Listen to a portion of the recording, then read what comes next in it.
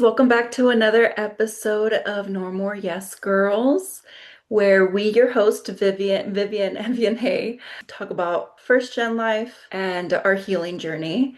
And I actually, first and foremost, I want to start off by saying thank you to each and every one of you who have been tuning into our podcast or YouTube, whatever platform, and really show our appreciation and our gratitude towards taking the time to actually listen to our episodes. I know we just launched 2 episodes recently, and we've gotten so much support and so much positivity sent our way. And I'm so excited to see what the future holds for us. And I hope you continue tuning in and listening to our stories. And if it resonates with you, we would love to hear what you have to say. It can be either in the comments down below or messages through any social media platform or email us too. As always, I am going to be linking everything in our description box so you can go ahead and reach out to us at your convenience. Hello, Vivian. Hello, sister. All So right. we're back with another episode, and I think this one's very interesting. I think maybe even taboo. I think it's being spoken about now a little bit more, but at least for our Latino community, it's still we're in a funk, we can say. Yes, as I mentioned before in one of the episodes previously, I feel like everyone is going through something in their life. It can be Yeah. anything personal, and sometimes we don't even talk about it and we don't even show it. But I want to say you are being seen. You're seen. I know sometimes it can be very hard to talk about what is going through our heads, through our mind, through our body, emotions running throughout our whole body. And sometimes it can be nerve-wracking. Sometimes it can be fearful. Sometimes it can be hurtful. But it's okay to talk about it. Of course, choose somebody who will not judge you. If you do want to talk about it, I know we're here to listen. We won't judge you. We won't be prejudiced about it. On the contrary, we've also went through some hurtful, fearful stuff in the past, and we're going to be sharing a lot of that with you guys as well. But hang in there. This is not going to be a permanent position in your life, it's just transitional. And the more we feel our emotions, the more we cry it out, the more we talk it out, the more we let it out, the better it's going to get. And we'll actually feel much more at ease and much more at peace with ourselves. And not only for ourselves, but for our surrounding family members or partners or kids, whoever may be around you. But we're all going through something, and it's okay to go through it. It's okay to feel it. It's okay to cry it out. Just don't be stuck there. We got this. So if you guys, in case you haven't figured it out yet, this episode will be about mental health and anxiety, depression, and triggers and things like that. What helped us overcome those obstacles because we have been through the same thing. So, I want to actually ask you, Vivian. I know you've struggled with anxiety and depression much more longer than I have. mhm. Can I ask you what started it? So Or was it just accumulate? gradually, no, it actually started when I was very young. When I was a teenager, probably, well, no, preteen, when I was in that transition of becoming a teenager. And from there, it just kept accumulating with everything else that happened throughout life. So at the beginning, I didn't know what it was. I had no clue. What started it that I could remember was I was sexually abused for 10 years when I was younger. And I didn't know how to say anything, didn't know how to talk about it. I didn't know, of course, like anybody who has gone through it, there was threats. If you say anything, this could happen. It was a close family member, someone you usually trust. And that was the beginning of my depression.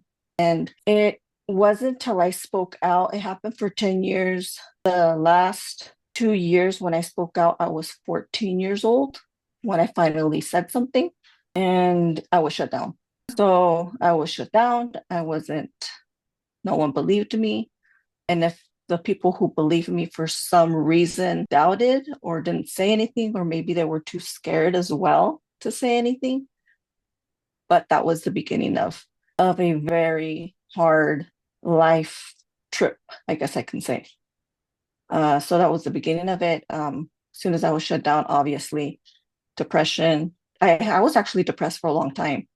From there was then my parents' divorce, and it was like again, depression again. And then from there was I had my daughter, became a single mom. And so I was depressed again. And so I actually was depressed for a long time. I don't think my depression then turned into anxiety, and I've actually struggled for it. I struggled with it for, I want to say 20 years. At the age I am now, it's been 20 years I have been struggling with depression. What did you feel when you were depressed? What was going through your head? What was your emotions at the time? What did you think about when you were going through it? So now I know that you're your own enemy. Your mind tells you you're worthless. No one cares for you. They don't believe you. What are you doing here? I was suicidal. I was a cutter. Mhm. Later on in life, that was my teenage years. Then from there, it was smoking weed. Uh, Then in my adulthood was drinking. Mhm. So it was basically trying to numb everything that I was feeling because I was just in a very dark place. Right. My only light that I could see at the end of the tunnel was my daughter. And I know that God was with me and He sent me my child at such a young age because that was the only way out, I believe. That was the only thing that could have kept me going. But it was just, I was in a very, very dark place. After that, with my daughter's father, my oldest daughter, her biological dad, I was also in a psychological abuse and physical abuse with him. So a lot of domestic violence, a lot of trying to shield my daughter from all that. And it's still that dark hole just kept getting darker and darker for me. A lot of emotional abuse. So the older I got, the more you think about it and the more you think to yourself, after everything, all that emotional and psychological abuse, you become an adult, especially me as a single mom, and thinking I'm worthless, thinking no one's going to want me with a child. Everybody just plays around with me. No one's going to take me serious. And I think a lot of that stems also from growing up that way Oh, for sure. because it's like, oh no, you have to create a family, not before that, or you're just, nobody respects you. And so all that, it takes you into very dark places. And that's where I was at. The one who has struggled with me most of my, at least through this transition for the last 17 years, is my husband. Yeah. He has been the one that picks me up from, or had picked me up from the floor and tried to reassure me that my mind's just playing games with me and that I am not everything that my mind would tell me I was. So it's a very dark place. Mhm. I did think about not being here. I did write letters to my husband and I said, I'm sorry, I can't do this anymore. Let him tell him that I love my girls. My son wasn't born yet. And I don't cry because it's depressing or anything. It's unbelievable the things that your mind, that you do, that you think. And now that you just look back and you're like, wow, wow. And it's just, I know that I hurt him. I might have hurt my kids. And so it's a very rough place to be. Not everybody understands it. You don't know, or they don't know how to help you. I would get a lot of, I don't know what to do. What can I say? ¿Cómo, qué te hago? ¿A dónde te llevo? Finding somebody to talk to, counseling, therapy. That's something that I did take therapy for a while. It gave me the tools to later on be able to not get over it, but to understand a lot. And navigate it. Yeah, and navigate it. See, now it's just different.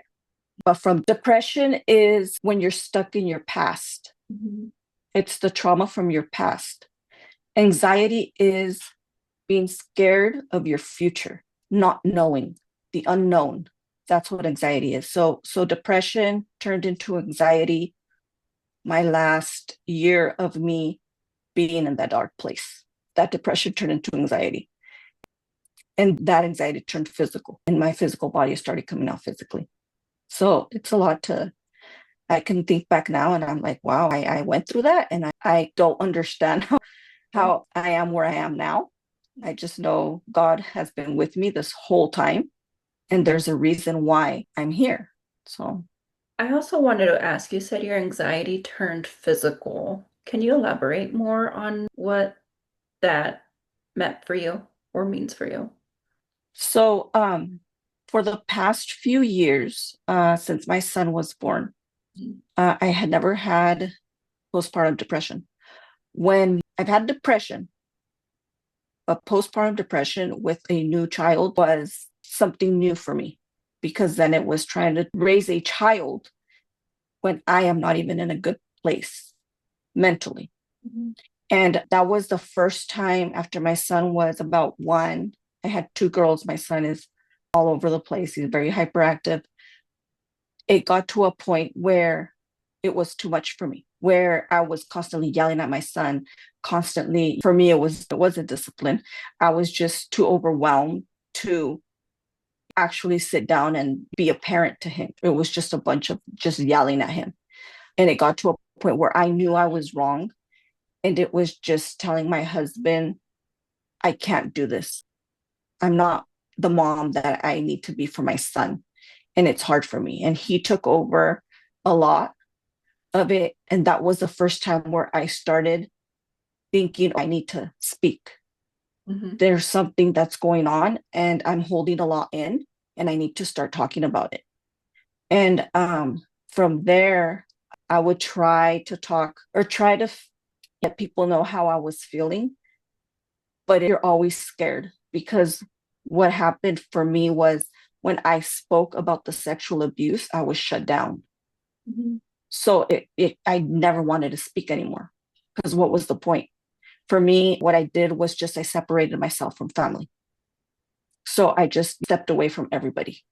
And so when I started talking a little bit more about what I was feeling, and my parents' divorce was something big because now I was already married and it was understanding, wait a minute, well, why didn't they work out? And we're struggling, but why couldn't they make it work out? All that it starts coming back.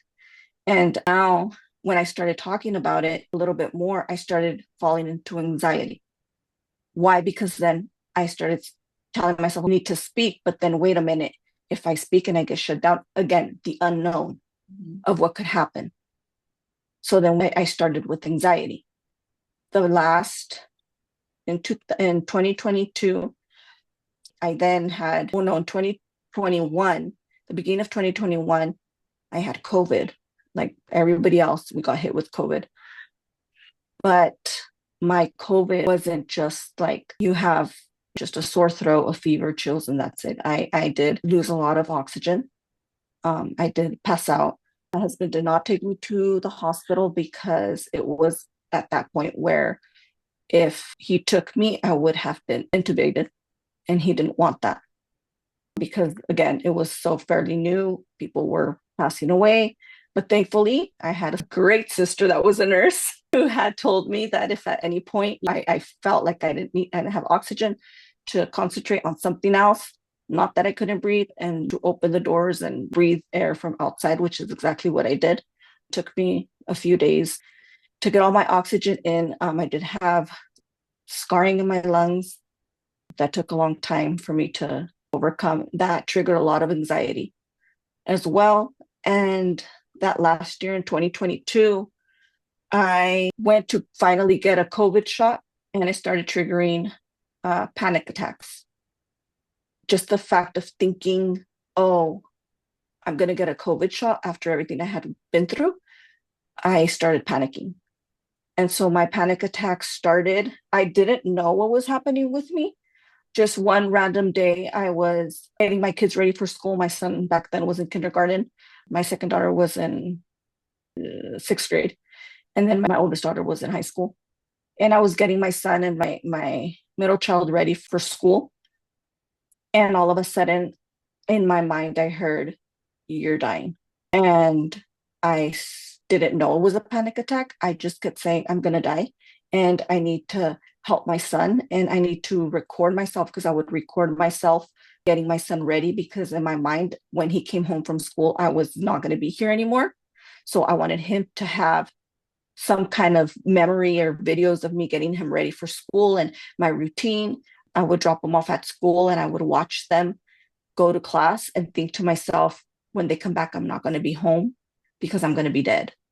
And it was just a constant, I'm dying, without knowing what was going on.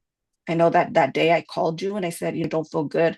Something's wrong. I think I told you I had a blood clot, and then I couldn't breathe." And it was just a bunch of stuff. And you kept talking to me and you're like, "Oh, maybe you should get yourself checked out."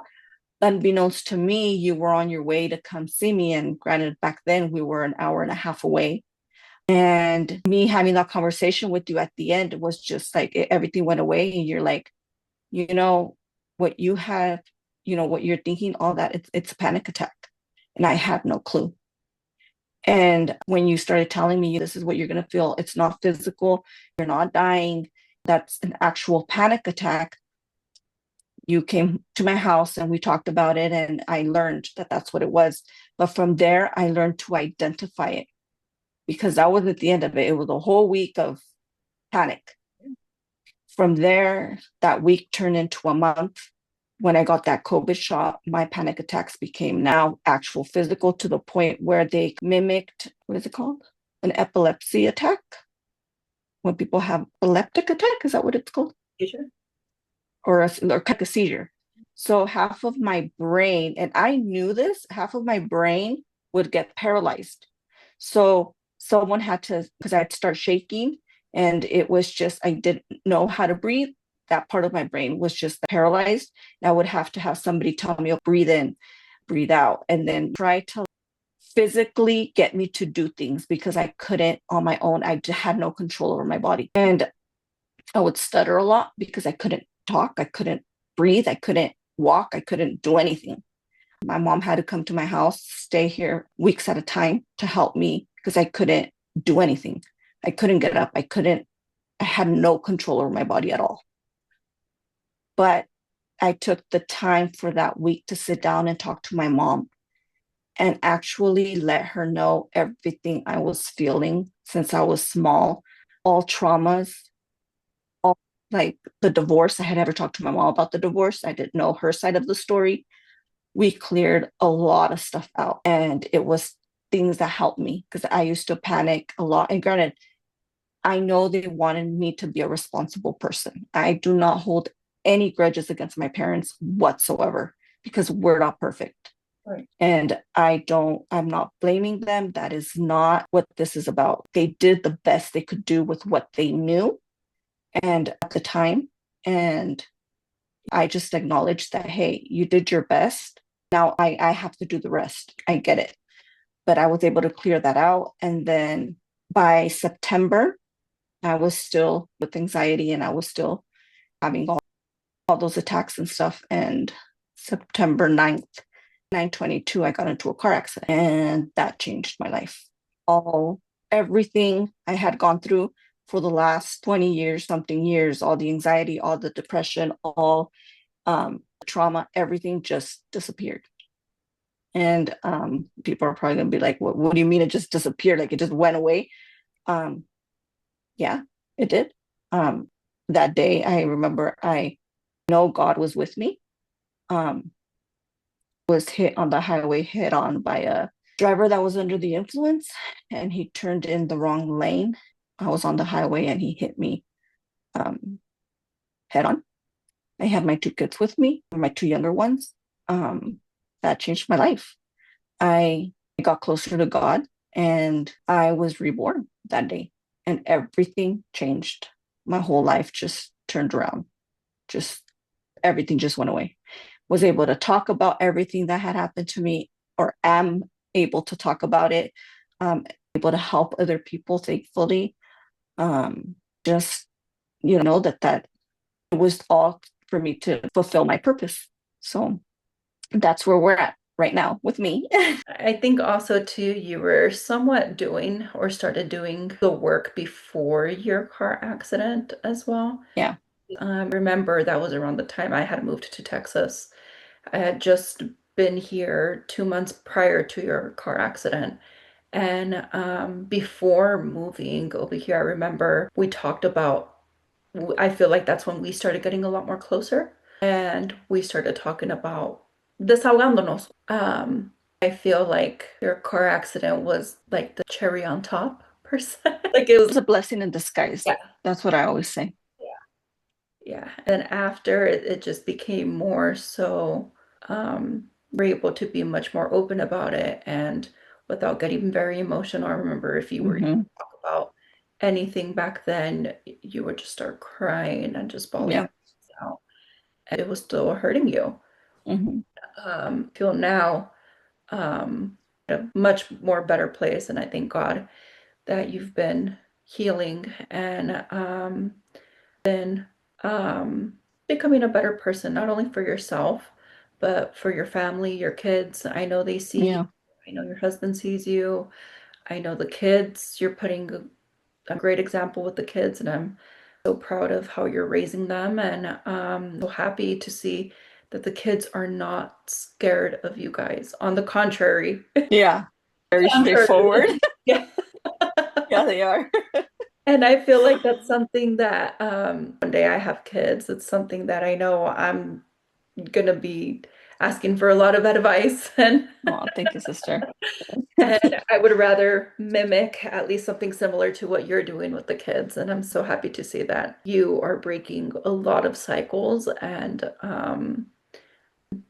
very excited to see how their cycles you break later on, which I know it's we'll also be talking about here as well. Yeah. A lot. And my hope is for people to understand you're not alone. Yeah. You're not the only one going through it. Yeah. A lot of us out there who, and some Oh, even have it worse. You're not alone. There's always somebody there. Um, in our Latin community, many people, or we were raised with, ¿qué es depresión? Ponte a limpiar. yeah. It's like, no, it's an actual feeling. Yeah. Like just thinking about it, like holding in emotions. Maybe back then that's what you had to do was just hold it in. You're allowed to Quiet. feel certain things. You had to be quiet. And my hope is for everybody to understand, or at least in our community, to understand, hey, there's help out there. We need it. Sometimes we just need to find our voice and say, hey, I need help. I'm not okay. That's something teach my kids, them to find their voice, for them to use their words and say, hey, that hurt me. I don't appreciate that. And like you said, they are very vocal about it. Mhm. I let them be vocal about it because I don't want to not necessarily be the cause, because sometimes we do things without thinking. I'm not perfect. And sometimes it doesn't hurt me, might hurt them. If they use their voice and say, hey, I did not like that, one, they're setting a boundary. Two, they're being vocal about it. It's okay to have, I always tell my kids, if you don't feel good, it's okay to have a day off. You know what? I don't feel good. Um, it comes to maybe even feeling depressed about something or overwhelmed or stressed, take a day off. Yeah. You're okay to take a day off. Cry about it. I'm times where not lately, I don't remember when's the last time that I felt that way, where I just needed to take the day off and just cry. But there has been times where I just need to cry and then be like, okay, good up. You cried about it. Okay. Sometimes I talk to my husband about it. Hey, you know what? I don't like this, or I feel this way. Yeah. He's very understanding and have been through a lot. He knows me the best. And to do that, I try to help him now. He feels lonely, depressed, and I try to help him, and he knows that he can count on me, just like my kids. My oldest daughter as well, she's a single mom. also went through depression, but thank God I had gone through it, was able to help her out. And now she doesn't have to, through it in her late 20s and 30s and then try to figure it out. She's actually seeing the light on the other side of the tunnel. And that to me is, glory to God, because I'm able to help her. Yeah. Yeah, but I just know, I mean, we're not alone. We always have somebody. Yeah. You can reach out to us and blame. You need somebody to listen to you, no judgment, and that might understand what you're going through, those dark places. Your mind is your own enemy, and I would constantly tell myself that my mind is my own enemy. Well, let me actually tell you, my son in Mexico had his first panic attack. Oh, So my son, Mexico, the thunder is very loud, something that we're not used to here in the States. California. Here in Well, Texas? in California, we don't hear it as loud as you do in other places, but in Mexico, we do. My son was terrified, and he covered his ears, and he's like, "Mom, we're all gonna die."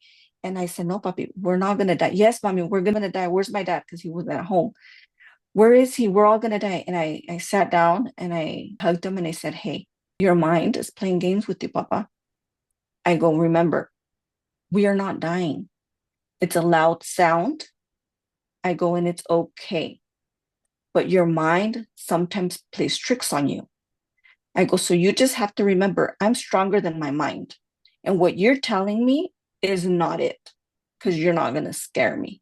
And it happened. It took a couple of times, but towards the end of our trip, he was fine. And he's only 9 years old, but to be able to teach him that, and he's able to use that in life later on, amazing to me, because that's all I could leave them, for them to be okay mentally and physically, and that your mind does play tricks on you. So I can just imagine when we were younger and if we were scared. We were even just scared to say something. yeah, we're more afraid to say something that was actually get you scared. That is true. Like we were just so scared of just speaking. Yeah, But wow, thank you for sharing. I didn't know that. Well, I'm glad yeah, I'm glad he's hopefully it's continues using that and he remembers to use that. Letting you guys know, Vivian's son actually has ADHD, which we will actually talk about in another episode about types of diagnosis and so how to navigate having and being with somebody who has ADHD and kids with ADHD.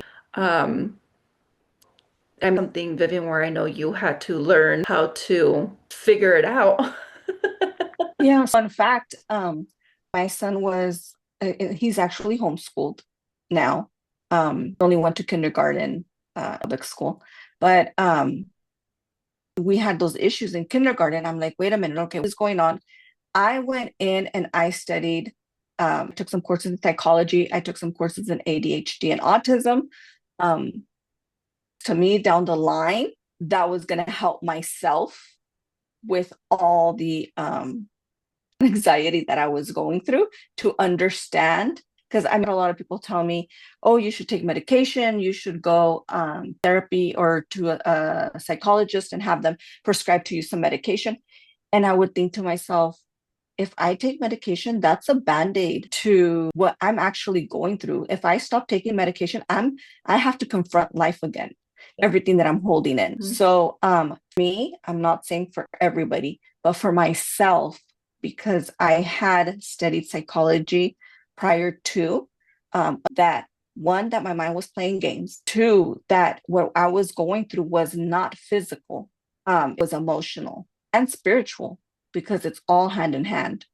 Uh, that I needed to take everything out and talk, because that's what was holding me back. And as soon as I did that, and everything went away.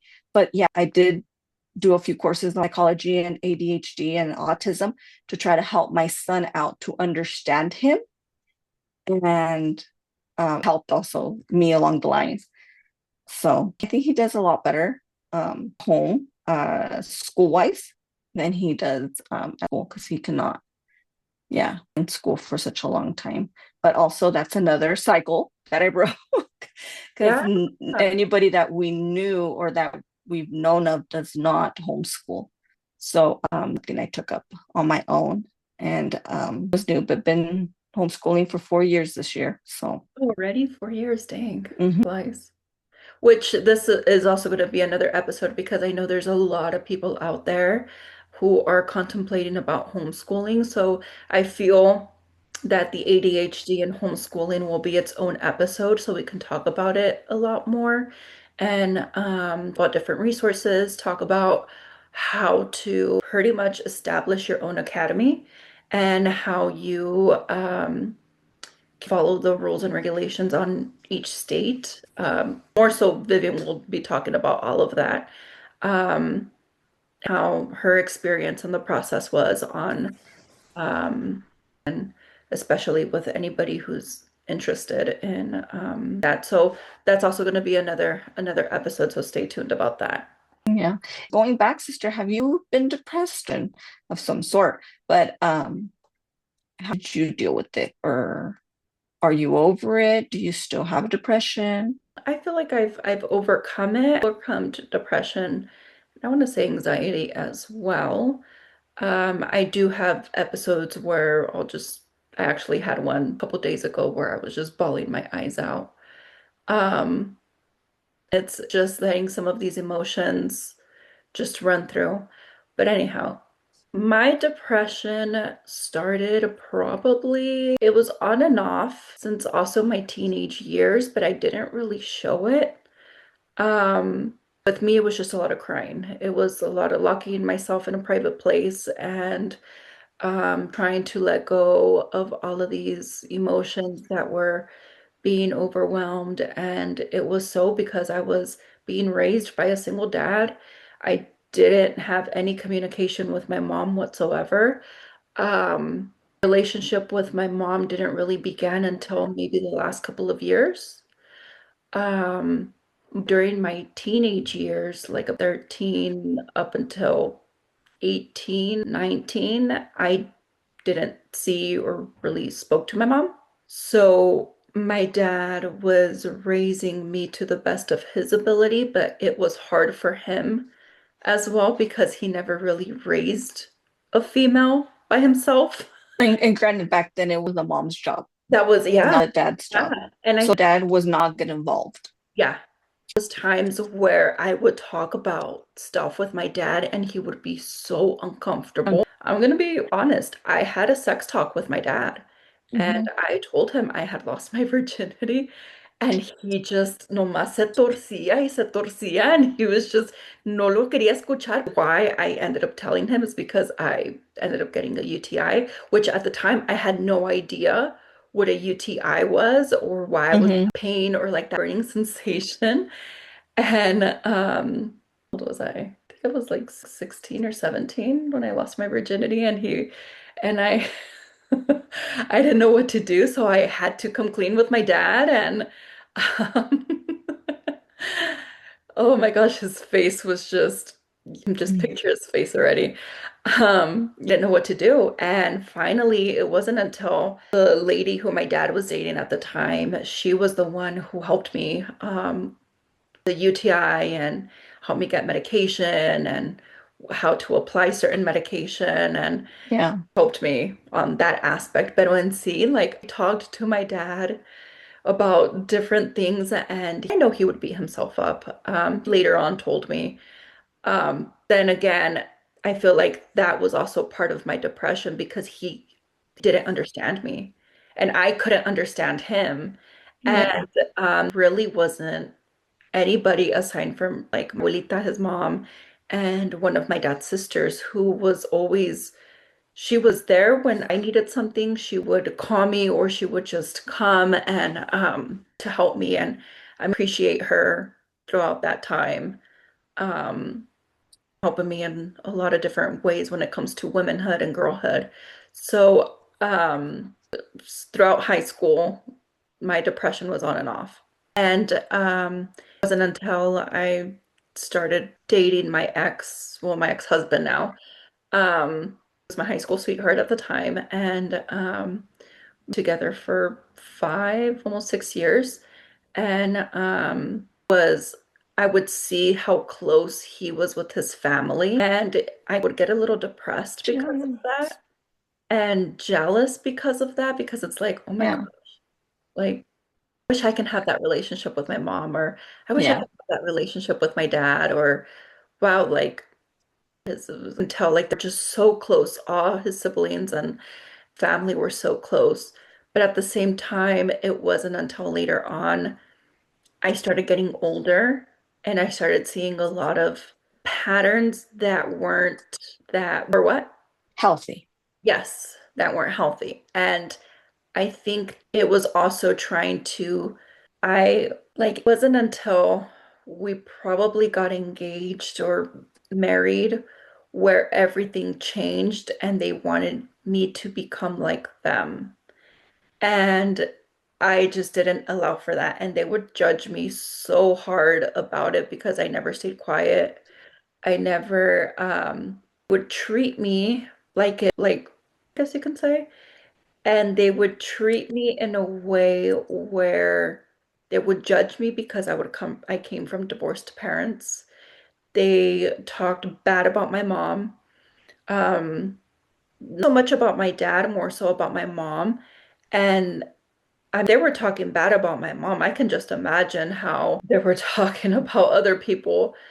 And stood up a lot on our relationship because my ex at the time, he didn't know how to put boundaries with his parents Hmm. because he was also scared of his parents and wanting to please them in anything that they said or do.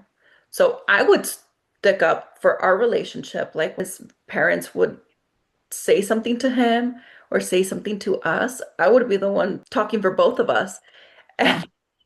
And I got tired of that because it's like, why am I the one sticking up for his family when he should be the one sticking up for his family and at least giving me my place? Like, if my family were to tell him something, I would stick up for that. And I wasn't until we separated that was when a lot of my transformation started. And I started putting life in a whole different perspective. Now that I'm listening to your story, that marriage and divorce, I think that's just because we all grew up just being scared Yeah. of setting boundaries. Oh, yeah. I'm just like afraid to even go against what they tell you. It doesn't matter what age you are. Yeah. Like, okay, like it's what we all grew up with, you And know?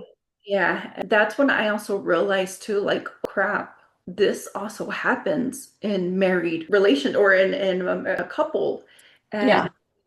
this also happens in a very united family. And it wasn't until my divorce or after I separated, granted, I was like 22 when I got divorced. And that was when I started getting into a deeper depression. And that's when drugs and alcohol started taking over. And so alcohol than drugs. Um, I had lost the person I grew up with. Had Had no identity. I I remember didn't you I didn't didn't have know who you were. Yeah. other than the like had no identity. I don't know who I was. I was completely lost and I didn't know what to do. I didn't know what Yeah. to do. And at the time I was a medical assistant and I'm like, you know what? I'm gonna go into nursing. Like, I need to change. I need something different. And then I got into nursing. I did nursing school and working full time. But at the same time, I don't even know how I was going to school full time, working at least 32 hours a week. I was still partying. I was still getting drunk. There was times where I would just get home. Like I wouldn't even know how I would get home. I was so drunk and I would still drive. And that's when I knew, like, I look at it now, I was like, gosh, that was taking care of me this whole time because Hmm. half the things I was sleeping around. I was sleeping around a lot because I felt worthless, because I thought nobody wanted me. Like, would somebody be with me who already had a failed marriage? Why would somebody be with me because I have divorced parents? I why would somebody be with me because I'm just worthless? Like I felt so just out of it. And the little that I would feel was when I would sleep around or when I would just alcohol or do drugs because I was feeling, didn't want to feel actually. I didn't want to feel anything. Hmm. I would just do all of that. And it wasn't until probably after nursing school, I well, drinking and partying and going out and sleeping around. I did that for maybe about a year, year and a half. And you just get tired of it. I just got tired of it. I got fed up of it. I was spending a lot of money. I was going broke. And I just decided, I'm like, you know what? And I was gaining a lot of weight and I had gained so much weight too, and was very unhealthy. And it wasn't until one day, like, I just decided enough is enough. I don't know what's gonna happen, but I have to start changing something. And I started um, working out, eating a little more healthier, drinking less. I mean, I didn't completely go out of it cold turkey. I took my time into getting out of each phase and took me probably I was like maybe 24, 25 when I started changing my life around and the time I was about 28, 29. That's when I'm like, okay, I'm ready for what's to come. I'm ready to navigate a lot of stuff. I'm ready to become or continue becoming the best person I can be for myself. And then my relationship with my now partner came, and God is like, okay, ready, here you go. Yeah, Will say my first, maybe our first year and a half of dating was just, are we doing this? Are we not doing this? What the hell are we doing? Like, it was a lot of like, foot to in be the learned. door. Yeah, it's like one foot in the door, the other one out because it's like, okay, I really want to do this, but at the same time, I'm scared. But at the same time, I really want to do this. You're a great person and I can see myself with you. But at the same time, I'm kind of scared to go into commitment and do I really want to go into a relationship? And it was just a lot of like, I do this, should I not do this? Like, what do I do? And honestly, and a lot of people are always in shock when I tell the story.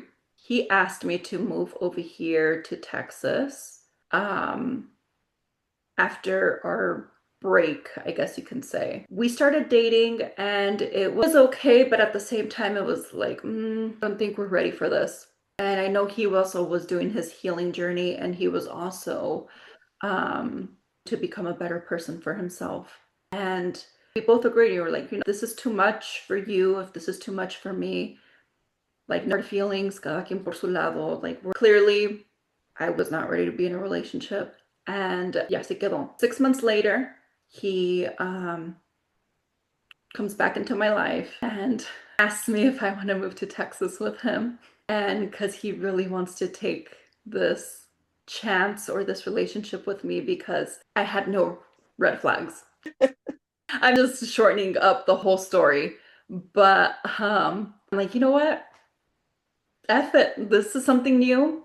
This is something where, and we, of course, we had talked about it.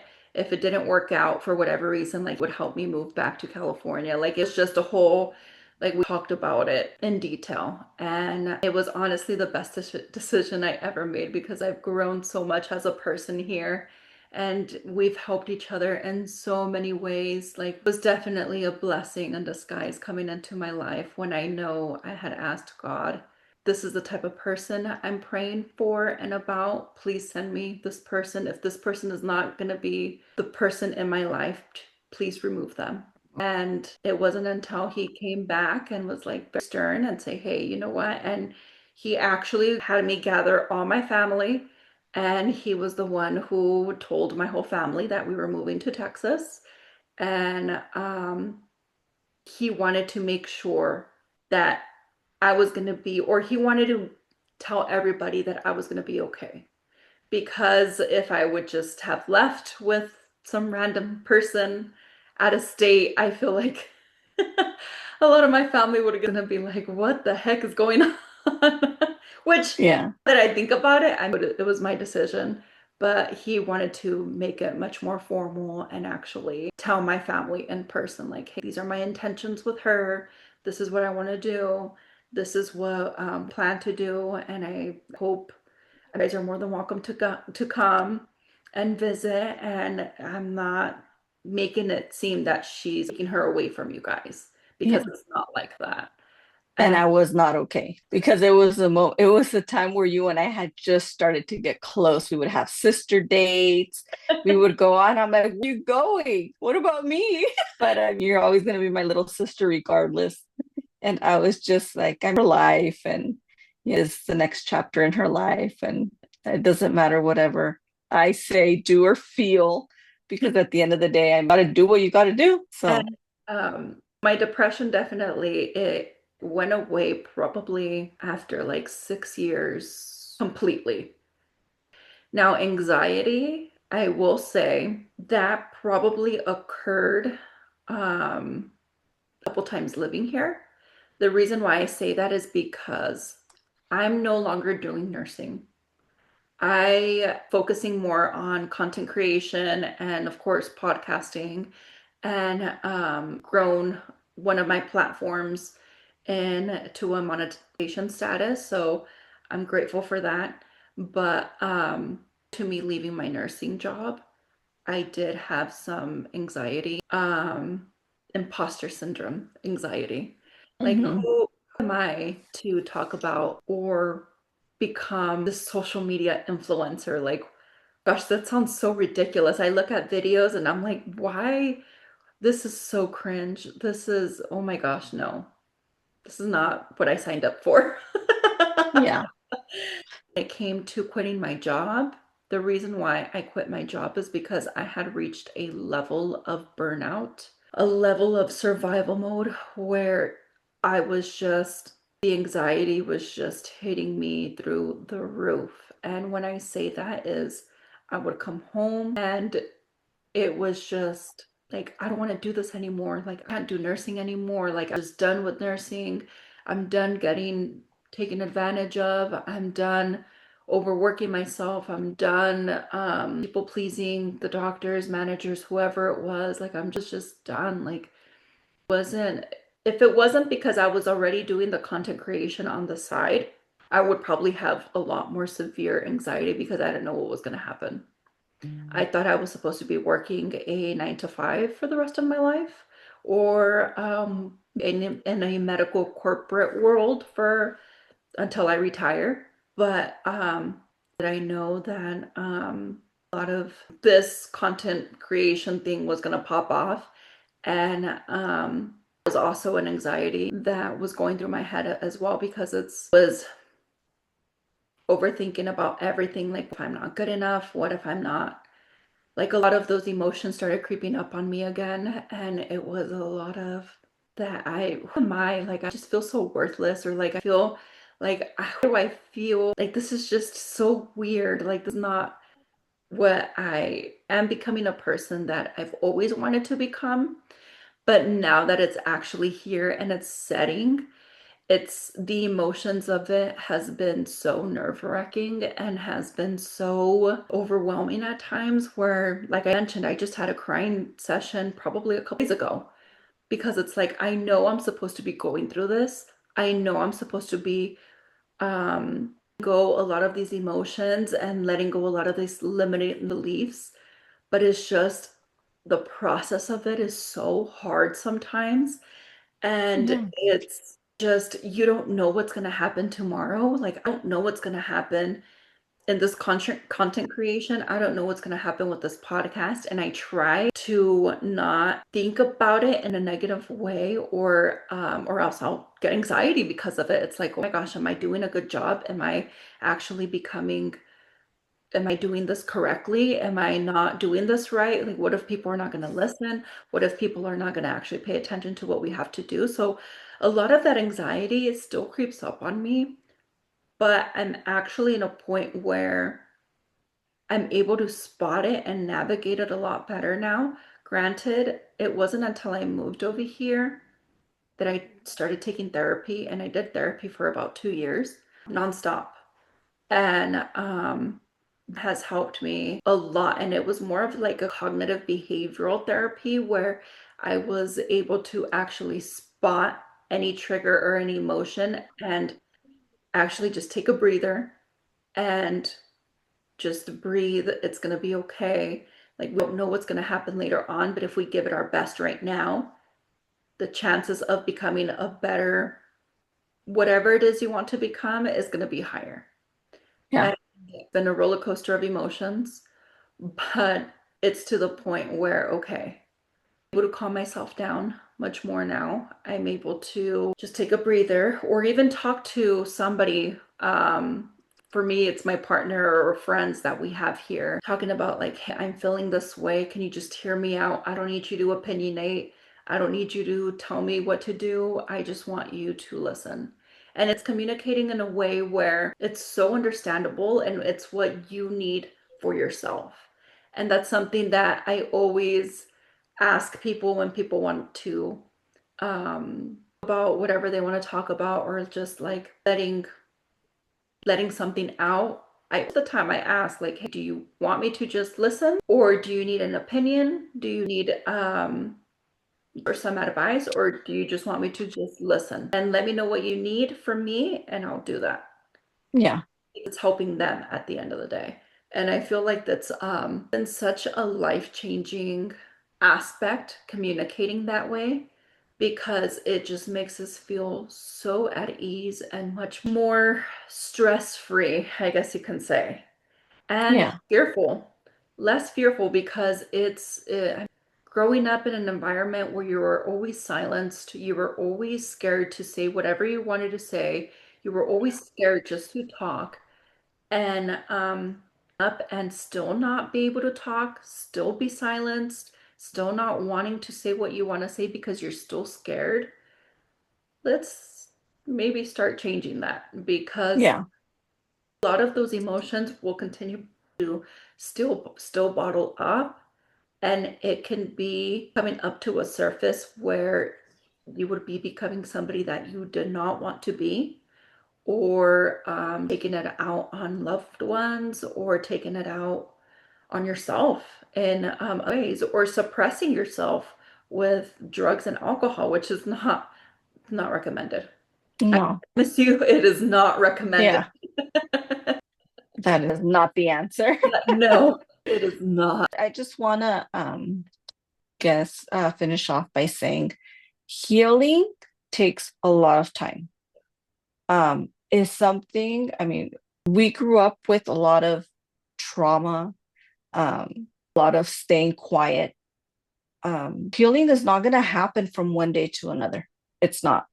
And you know what? Every time there's a new chapter in your life, there's more healing to do, Yep. because then you start realizing when you get to that level of what triggers you, you're like, wait a minute, why is this triggering me? What do I have to heal?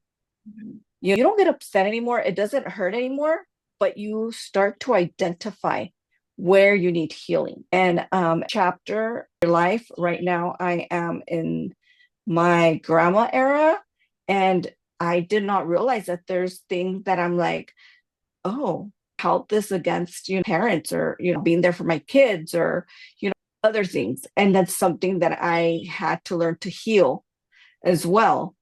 And it's going to come up, things are going to come up, things that are like that you even forgot about will come up. Area it is, it's going to come up, and you're going to understand, okay, when I have not healed this, it's still hurting. Yeah. So it's just a constant work on yourself and understanding yourself. And we promise you that when you understand that, healing doesn't become easier, but you start to understand it, And manage it. and you know what you can do. Yeah, figure out what you can do.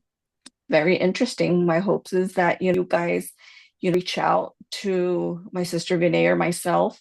You want to talk, want someone to listen to you, or you just need some type of advice, and no medical advice, but at least what we did, what worked for us, how we can help you in any way. Or if you have any comments, concerns, questions, ahead and reach out. We're here to help you guys. And you're not alone. Don't No, ever think you're alone. I mean, something that I always thought that I was, and I'm sure Vivian probably felt the same way too. Like nobody who can relate to me, there's nobody who will listen to me, there's nobody like would people pay attention to me. I'm just, or why would they care? yeah, we're no. There's hope and Yeah, there's good people out there with kind-hearted, and happy to say that we're part of those people because we get it. Life is hard. Life yeah, is not easy. And if we can find a support system or people can actually understand who can with what's going on, the world would be a much better place. yeah, Well, it was great talking to you as always. of course. So, hope you guys are doing great right now, and we'll see you guys in another episode coming up. Yes, thank you so much once again for listening and for tuning in. And I hope you're subscribed to our podcasts and following our social medias and subscribe to our YouTube channel or whatever it is that you listen to us from. We highly appreciate it and hope you can share, like all of this because it really helps us this system, not only for us, but for you guys as well. Yeah, there's new things coming up. Yeah, Be on the lookout for new things that we will be doing. So that's exciting. great. Thank you so much, guys. Once again, we will see you guys soon. Bye.